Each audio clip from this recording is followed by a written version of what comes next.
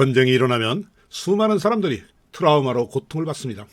고구려와 수나라 전쟁 시 수나라는 수많은 백성을 동원했고 엄청나게 많은 사람이 죽었습니다. 당나라도 마찬가지입니다. 중국의 역사서 자치통감은 수나라의 많은 백성들이 정신적 고통에 시달렸던 모습을 기록하고 있습니다.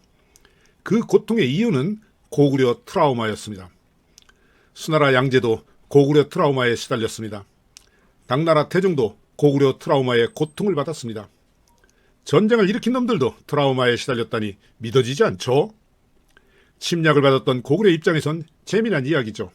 지금부터 자치통감과 정간정요에 기록된 수나라와 당나라의 고구려 트라우마 4가지 이야기를 살펴보겠습니다.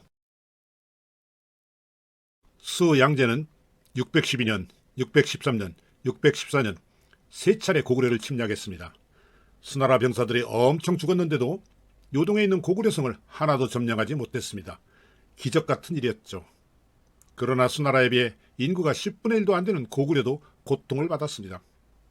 614년 3차 침략 때 고구려는 왕이 직접 수나라 황제에게 조공을 가겠다고 했습니다. 수양제가 오매불망 기다리던 말이었죠. 명분을 얻은 수양제는 잽싸게 철군했습니다. 그런데 아무리 기다려도 고구려 왕은 감감무소식. 체면이 왕창국인 수양제는 4차 원정을 하려고 했습니다. 그러나 고구려 이야기만 나오면 징병 대상자인 남자들은 다 도망갔습니다. 그래서 할 수 없이 포기했습니다. 그때 몽고에 있던 돌궐 국가들은 수나라에 넙죽 엎드려 조공을 하고 있었습니다. 그런데 수나라가 고구려에 박살나자 돌궐 국가들이 들썩거렸습니다.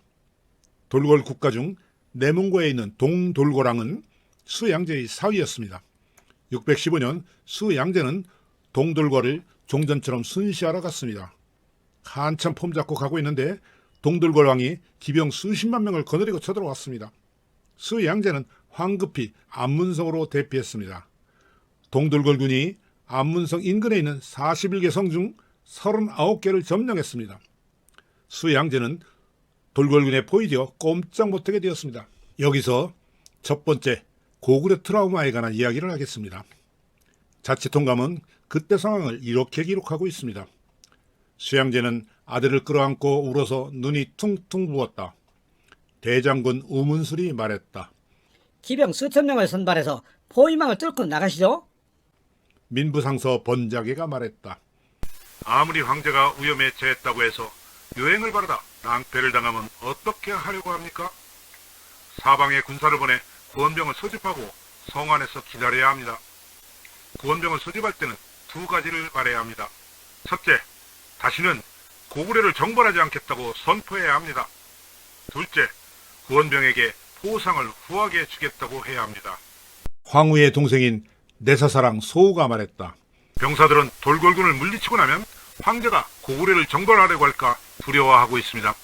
조서를 반포해서 고구려를 사면하고 오로지 돌궐만 토벌하겠다고 해야 합니다.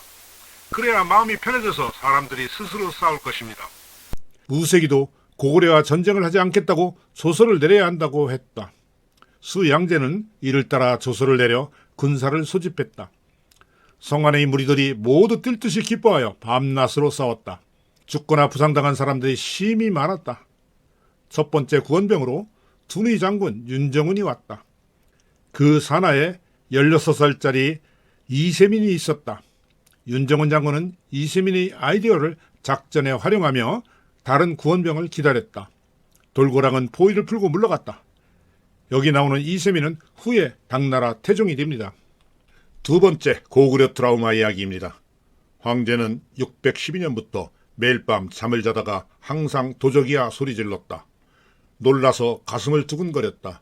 몇 명의 부인들이 흔들고 쓰다듬어 주어야 간신히 잠을 잘 수 있었다. 수양제의 악몽에 나오는 도적은 누구일까요? 수나라 궁전에 무슨 도적이 있겠습니까? 612년엔 반란도 없었습니다. 도적은 고구려가 분명합니다. 고구려를 침략했을 때 2가지 사건으로 수양제에게 트라우마가 생겼다고 봅니다. 첫째, 특공대 30만 5천 명을 평양으로 보냈는데 2,700명만 거짓골이 되어 돌아왔습니다. 수양제가 얼마나 놀랐겠습니까? 둘째, 수양제도 죽을 뻔했던 것이 분명합니다. 중국의 역사서는 외국과의 전쟁에서 황제에게 불리한 기록은 남기지 않습니다. 기록엔 없지만 당태중이 고구려에서 화살을 맞았다는 피사가 지금까지 중국에 전해오고 있습니다. 제가 읽은 책에서 중국의 역사학자도 당태중이 화살에 맞아 그 후유증으로 죽었다고 단정합니다. 중국의 역사서는 수양제의 고구려 침략 시 요동의 전투 상황에 대해서 이상하게 기록을 하고 있지 않습니다. 전후 맥락으로 봐 의도적으로 기록하지 않은 것 같습니다. 이때 수양제가 죽을 뻔한 위기를 겪은 것이 분명합니다. 이것들이 트라우마가 되어 수양제는 612년부터 매일 밤 고구려의 악몽에 시달린 것이라고 생각합니다. 세 번째, 당나라를 건국할 때 고구려 트라우마에 관한 이야기입니다. 616년 수양제는 양자강 남쪽으로 가서 살았습니다. 618년 대장군 우문술의 아들에게 죽었습니다. 황제가 중원에서 사라진 616년부터 수나라에는 많은 반란이 일어났습니다. 이때 당나라를 건국한 이연이 태원 유수로 있었습니다. 이연은 수양제의 이종 사촌입니다. 이연의 아들이 이세민입니다. 이세민의 참모들은 고구려 전쟁을 피해 도망온 사람들이 많았습니다. 이세민과 참모들은 이연에게 반란을 하자고 줄기차게 설득했습니다. 마침내 이연이 반란을 하기 위해 모병을 결정했습니다. 모병하기 위해 가짜 황제 칙서를 만들어 주변 지역에 뿌렸습니다. 병사들이여 모여라. 고구려를 칠 것이다. 난리가 났습니다. 고구려를 정벌한다고 해서 민심이 흉흉해졌습니다. 황제와 이연에게 반란을 일으키려는 사람들이 많아졌습니다. 모병은 물 건너갔습니다. 이때 유무주란 사람이 반란을 일으켜 태원에서 가까운 황제의 별궁을 점령했습니다. 이연은 반란군에게 당하거나 수양제에게 문책을 받거나 진퇴양난에 빠졌습니다.